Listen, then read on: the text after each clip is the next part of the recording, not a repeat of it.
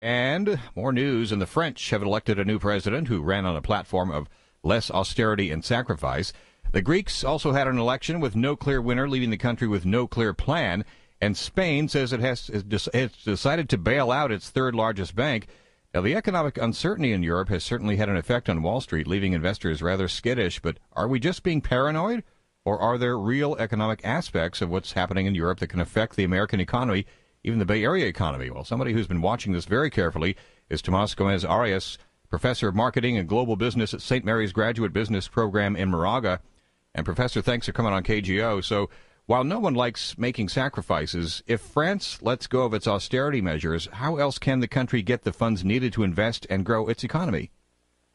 Well, in the case of France, the problem they have is not so much that they cannot fund their own growth, but that their own economic structure is very flexible and it's not conducive to sustainable growth over the long term. Now, if new or President-elect Hollande refocuses European policies on growth and away from austerity, that can take a turn for the positive in the European Union, not only within France, but in the periphery, where they are focusing too much on short-term austerity measures that actually hurt growth, both in the short and the long run, and put more emphasis on short-term growth and long-term austerity. So do you think that Wall Street is just having a knee-jerk reaction? It seemed the markets went down right after the new French president was elected. I don't think Wall Street reacted so much to President Hollande's election to a whole other host of issues, including a slowdown in China, which is probably more dangerous for us than whatever is happening in Europe right now. I would say that in Europe, things still have to get a little bit worse, but they are close to reaching bottom. Now, if Greece is tossed out of the Eurozone, will this have a domino effect in other countries, possibly in our area?